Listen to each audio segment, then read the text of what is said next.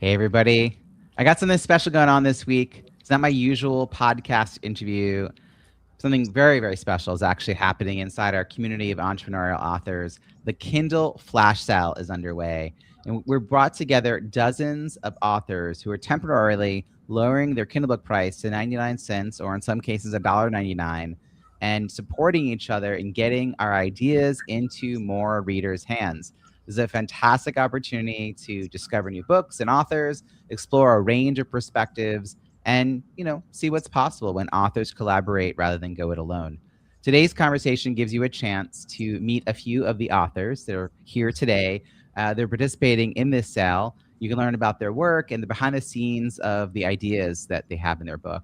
You can discover their books and more than 50 others, including all of mine, at kindleflashsale.com. And now I am pleased to introduce today's panelists. With me, we have Bill Soroka, who wrote Sign and Thrive: How to Make Six Figures as a Mobile Notary and Loan Signing Agent, a step-by-step guide that shows aspiring and experienced notaries how to build a profitable, flexible business through loan signings and mobile notary services. And Deborah Reuben, who wrote Enter the Tomorrow Zone: How to Inspire Breakthrough Innovation and Shape Your Future, a forward-looking guide that helps leaders move beyond reactive thinking and take a more intentional approach to innovation, decision-making, and shaping what comes next. And Sophie Lechner, who wrote Unlock Your Impact: The Roadmap to Magnetic Client Attraction for Entrepreneurs Who Hate Marketing, a practical and values-driven approach to attracting clients by building authentic connections and creating a business that feels aligned without relying on traditional marketing tactics. Please join me in welcoming Bill, Deb, and Sophie. Bill, you can just kick us off by sharing a little bit about who you had in mind when you wrote your book. Welcome. Yeah, thank you so much for having me again. I always love this time together and the community that you've built of authors so we can support each other. For Sign and Thrive, the ideal audience I wrote that for is maybe the dreamer out there who has tried multiple businesses, maybe some that they weren't proud of or just couldn't get into, and they're looking for something that gives them a flexible schedule so they can do more of the things they love with the people they love, that they can create unlimited income, and they can do it in a business that they're actually proud of. The role of a notary public is an essential service to our global economy. And when you can build a business that helps you help get your dreams and helps other people, it's a really magical experience. There's a lot of these like work from home, make whatever dollars an hour, right? Like there are definitely people who are looking for like some solution other than clocking in at a 9 to 5, and they're feeling entrepreneurial, and they may have tried some other hustles that require they buy knives and then sell them or something, just as one option. I love this because this is something, like you said, you can be feel very good about what you're providing. It's a real service for anyone who's ever needed a notary. It's like you don't know they exist and you don't think about them until the day you get a piece of paper that says it needs to be notarized. And then you're like, where are the notaries in my community? Boy, the heroes, they are among us. All right, now we're going to go over to Deb Reuben. Deb, welcome to the show. Who did you have in mind when you were writing your book? Well, it wasn't notaries, but I'm really intrigued now. So, Bill, I've never heard notary and magic in the same sentence before. So I'm very curious. Get used to it, yeah. Yeah. So for my book, who I had in mind as I was writing is the business leader, typically a C-level or senior executive who feels the weight of responsibility for their technology and digital transformation initiatives, but maybe their people aren't aligned, or they're afraid of rebuilding the past, or maybe even failing the initiative. And I provide some real frameworks for avoiding those traps and helping you to get the people aligned, because one thing I know from experience is that technology doesn't transform organizations, people do. And so that's kind of the whole theme of it. I love this because we've all been part of some sort of change happening. Someone seems to be steering it, but it's not clearly communicated. We don't know our role in it. They call it innovation, but it just seems like extra work. Like, Yeah, it, it's more of a buzzword than a yeah, it's thing. a buzzword. It doesn't feel like it's actually making anything better. And yet there are ways to create these little collaborative spaces and enhance the conversation. I love that you're able to offer that to people, and it comes from your own history and experience of it not always going as planned. And welcome, Sophie Lechner, back to the show here. Glad to have you. Tell us a little bit about who you had in mind for your book. Yes, so a few years ago, I interviewed well over 100 entrepreneurs, and what was striking to me is that they were talking about their, what they offer and their clients and the transformation, and they were lit up and all excited. And then when they started to talk about their marketing, they looked like they had shrunk and aged 10 years in 2 seconds. And it was clear they were really miserable. And so those are the people that I wrote the book for, to help them, because they operate under the misconception that marketing means putting the spotlight on you. And that's something that's very uncomfortable for mission-driven entrepreneurs. And there is another way to do marketing. That's what my book's all about. I love this approach, this idea of meeting with lots and lots and lots of people, hundreds a lot, getting a better sense of what they are thinking about and feeling and needing help with, and then approaching your own ability to respond to that.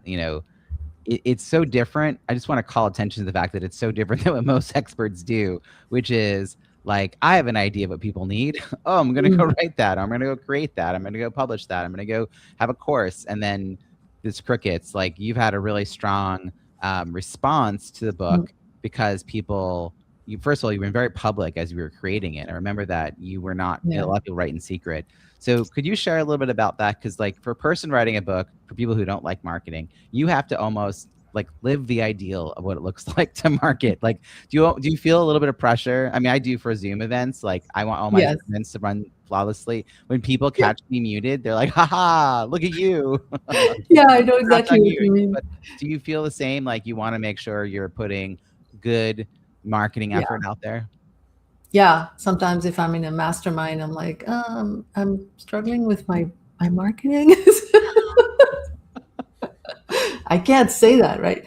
Anyway, so what was I going to say? Yes, so when I was writing my book, actually, I was sharing in articles the chapters that I was writing, and it was really interesting, the whole process of writing it for my book and then putting it as a newsletter on LinkedIn. I felt like, yeah, but I got to say this differently and that differently. And so the immediacy of having a reader who's going to read it now as opposed to next year when I'm ready helped me to really focus my thoughts. And it was a very, very powerful process for me. And then it turned out it was a great process for, raising awareness and having people sign up for my launch team. So worked that really well. That's awesome. Deb, I'm going to come to you. This is the first of your two books that was really something that was a passion of yours, tied very closely to the work you're doing today. And it came out at the end of last year. So you jumped into the idea of being part of the Kindle Flash Sale as a way to continue that launch effort. Can you share how you think about the Kindle Flash Sale ongoing? Like, how does it fit with your overall marketing? Well, it's been, so I'm a day and a half into the Kindle Flash Sale experience. So I'm the noob, I think. So my book launched officially about 7 weeks ago, and I collaborated with Robbie on that whole launch. Yeah, it wasn't even, I keep saying experience. last year, but really it was earlier this year. February I'm like, 26th. wow, that is wild. Yeah. I mean, it feels like a 8 long time months ago. But yes, it was. But like, when, we're doing ago. like 3 to 7 days per 24 hours, it feels like. So yeah, I get it. So this, as a continuation of the marketing, is really, I feel like it doesn't end with our launch. That was just the beginning. And so I'm really on a mission to get the word out and help leaders to solve the right problems before they spend $1 on the wrong ones. And, the clarity that you get from what I'm sharing in my book. I mean, I have one of my clients was sharing with me just last week, I share with my investor that for every dollar I spend with Deb right now, it's worth $10 in valuation 7 years from now. I'm like, yeah, that's what we're doing. We're raising the value of what you're building by, making sure we're clear about the actions that we take and the decisions that we make now. And so, as a part of that mission, I want to get this into the hands of as many leaders as possible. And I think that the Kindle Flash Sale is a really great way to do that. We're definitely seeing more activity for the book. Just hit bestseller status again. David Newman sent me an email this morning. He was like, I don't know if you've seen this and maybe you've hit this before, but here's something for you. And so it was number one in information technology, I guess, this morning. It's an Amazon thing, but still kind of fun. We're getting more reviews. So I think that the whole approach to firing up your network to be a part of this mission, that was a really amazing approach. And I learned that from you, Robbie, but we're continuing that. And so we're reaching out to our partners and our clients and community to just be a part of getting the word out and helping others to get a hold of this message. And hopefully, we'll see less trauma, more awesome when it comes to digital transformation, adopting AI, all the things that we need to do to shape the future that we want to see. So I think it's like the beginning of even more awesome, Robbie. I won't put that on a bumper sticker. Yeah. I didn't have a chance to mention, I have 4 books in this Kindle Flash Sale. And the one I think is really relevant to this conversation today is my latest, which is Launch Your Book, An Entrepreneur's Guide to Reviews That Drive Revenue, which I know, Deb, you and your team bought it, devoured it, and then we're like, we don't want to do this ourselves. And then you called me, and then that's how I got invited into the team. Yeah. And it was an incredible way to, I feel like you had such a good team that was supporting this process. Oh, my team is awesome. Yeah. We actually, they're called #Team Awesome. They live up to that name every day. They do. Yeah. Yes. So, the focus I have on reviews, Bill, you and I have known each other a very long time. We actually met through a writing group years and years ago, back in like 2017. And at the time, I was just trying to write a book. Like, I wasn't thinking, even at that first moment, I wasn't thinking about the launch or publication. I was just like, I had been struggling for like 3 years to get the book written or to even commit to writing it. Like, I was finding all the noble obstacles to get in the way. Like, I must have a perfect proposal, all kinds of stuff. So my learning from 2017 to today has changed dramatically. I know yours has. You have multiple books. The one we're talking about today, Sign and Thrive, is your first, but you've gone on to write multiple books, a lot of co-authors. How do you approach marketing for your books now that was maybe different from what you started out doing initially? Yeah, great question. There's a lot that's kind of the same standards, and I think you and I met maybe in 15 or 16. Wow. Maybe, I don't know. It was a long time ago, but luckily, what I learned that in that foundational piece served so well. And this particular book is still my top selling book. I've written 6 other ones, but this one's still the one that does all the work. It's the workhorse for all the other books. And it's the same foundational pieces that you teach and you talk about too. I work in an industry where I have a very niche audience. I'm a coach. I have the courses, I have these books. And so I have a large email audience. So I leverage my email audience, social media, and the huge part of it is the launch team. There's so much work that it pays off if you'll do it. And I get so frustrated. Robbie, I know you can relate to this, but I'll tell authors in my community, right? Like, let me help you launch this. There's a system to it. And then all of a sudden they're like, I launched 2 days ago. How exciting. And I'm like, you're like, no, you published 2 days ago. How exciting. Yes, yeah. And it's exciting, but there's so much to it and reviews have played such a huge role in that. So I still continue to focus on that part, doing the beta team, having the pre-readers, have those reviews ahead of time. So when this does publicly launch, it's got some good credence behind it. Someone forwarded me an email from, I'll say a 7-figure entrepreneur who's got a huge team and runs a huge service for working with entrepreneurs. And he has a new book coming out, and the message was all about reviews and how important reviews were during the first week and how they make a difference. And so the person who forwarded to me said, I think he read your book, because like all the other times he has released a book, he has never mentioned reviews. Never mentioned reviews at all. It's never been part of the process. It's been part of the funnel to get people onto a call or get people to go to a webinar. It was, there's always something else. But I feel like I've put a dent into this conversation in a way that I didn't think I could this quickly, that I'm getting people to talk about reviews, and they're so hard to get.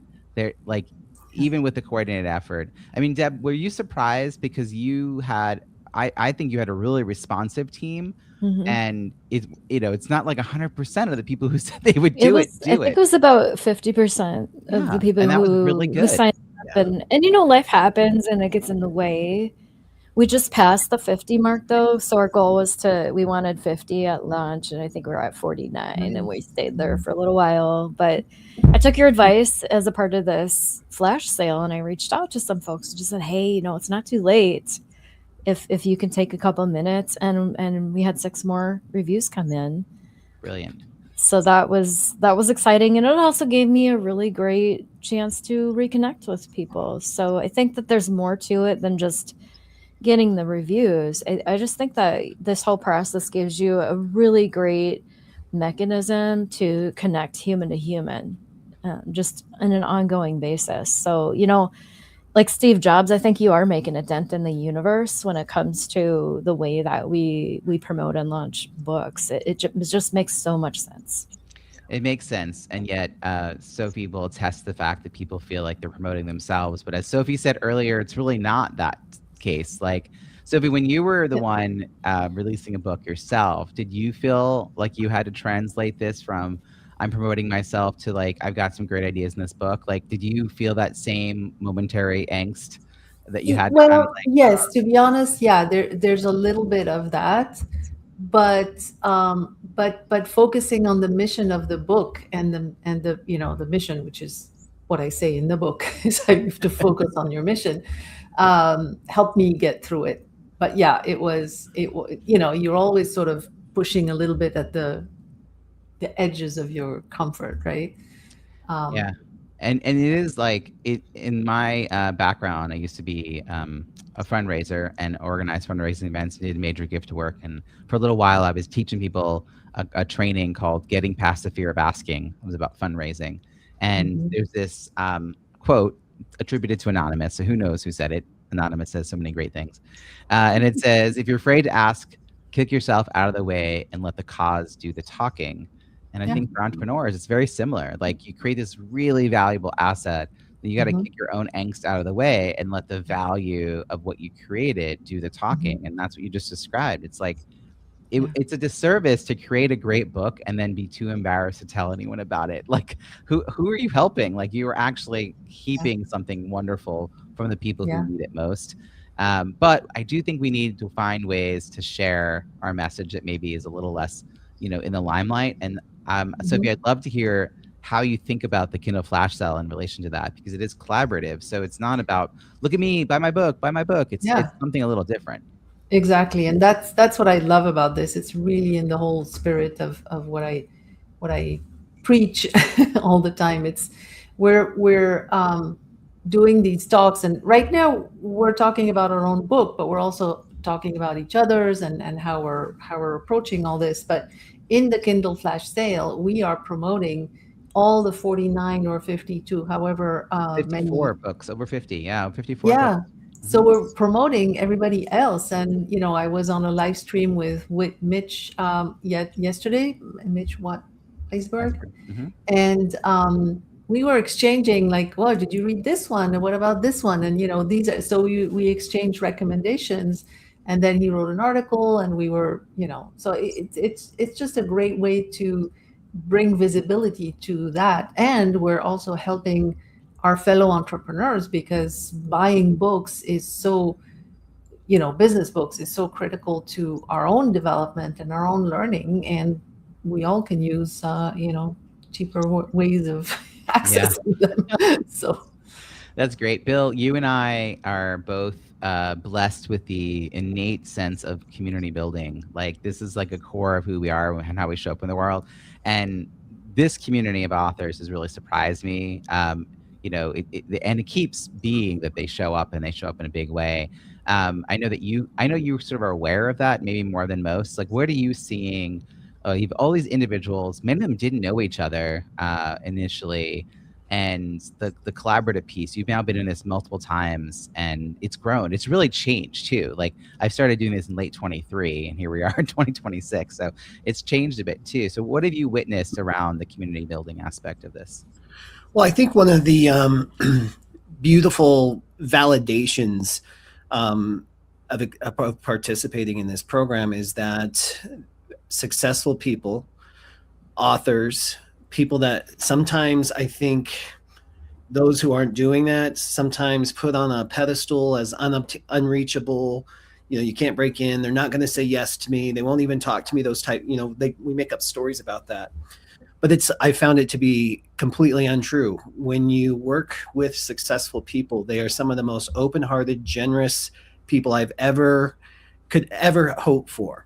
And working with the authors in this community through, I don't even know how many of these Kindle Flash sales I've done, but I've experienced that to a exponential level. Everybody's so eager to help, support, collaborate, whether it's being on each other's podcasts, whatever that looks like, promoting each other's books. It's just been a real beautiful experience. And again, just a testament to what true collaboration can be. Yeah, I'm really excited that we have such a range of entrepreneurs, both from like levels of experience and industries and, first-time authors and multi-authors and all kinds of stuff.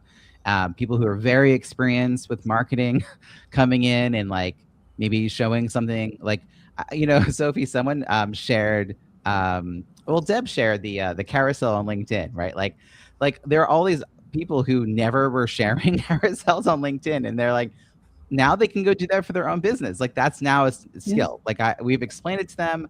It makes sense. They can now repeat the process. Like I feel like there's a learning there. Deb, I'm curious, for a first timer, this is often very overwhelming because it's not just like sign up and like that's it. I'm asking you to reach out to your review team and get all these materials ready for emails and social posts and all this stuff. I did try this time around help desk and a few other aids, but as you said, it's only a day and a half into the actual campaign. But like getting ready for this, did you and your team feel like you had what you needed? Did you feel like you're gonna learn a lot along the way? Overwhelming? Like what were your thoughts? So, well, it's always a little overwhelming because like. But it's, I mean, in a good way, because when you're working with Robbie, he's just gonna like download knowledge into you, like just instant, like, yeah. And so I'm not a super detail person. I'm a big picture thinker and also a systems thinker. And so I pulled on my team to help me, pull it together. And so we just took what you shared with us and we worked together to unpack it into discrete tasks and who's doing what and when, and then put it all together. And then for me, it was just a matter of, okay, so I just need some time to focus on, who I'm reaching out to and what I'm going to say and all of that. And so I think, once we got all that together, then it wasn't so overwhelming. And then it was just kind of fun, reaching out to people and reconnecting and saying, hey, it's not too late to be a part of this, getting this message into the world, supporting the mission and all of that. I think that it was fun to get a little creative too. So I actually really enjoyed discovering so many great authors that I didn't know. I think that the community aspect of this is powerful, but also the opportunity to co-create the visibility for everyone's work, just kind of raises everybody up. And what a wonderful thing to be a part of. And it's very human. And I enjoyed over the weekend. I actually I downloaded the books that I was promoting on my list because they really resonated with the work and the message of Tomorrow Zone. And I was just like binge reading over the weekend, and it was really fun. I'm like, oh, this person needs this person needs this one, and oh, maybe we could have this person on our show. So a lot of interesting new connections and doors of opportunity. I'm already talking with a couple of authors about appearing on their show, and they appear on our show, which would make a lot of sense given our topics and our focus. And so I think that has been a really just kind of a serendipitous thing. I'm like, oh yeah, we're gonna spread the message about the books, but who you get to meet and who you get to connect with, that's a really special thing that I guess I didn't really think about that.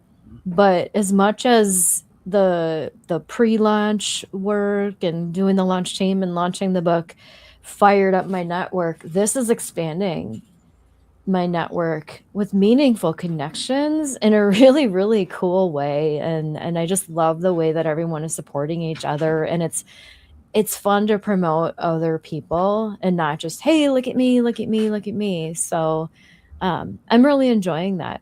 I think it's a fantastic approach, Robbie. Yeah, there's so many unexpected opportunities that I think going into it, like the next time you'll go in with an eye towards that. But the first time you're like, whoa, like when Robbie said pick 5 books to include in each of these social posts, it means I'm going to actually look at the titles. Wow, these 5 titles pop out right away. Wait, I should meet these authors. Wait, I could meet these authors. Like it's just this like slow burn where you're like, I have their LinkedIn. I can connect with them. Like, oh, we can.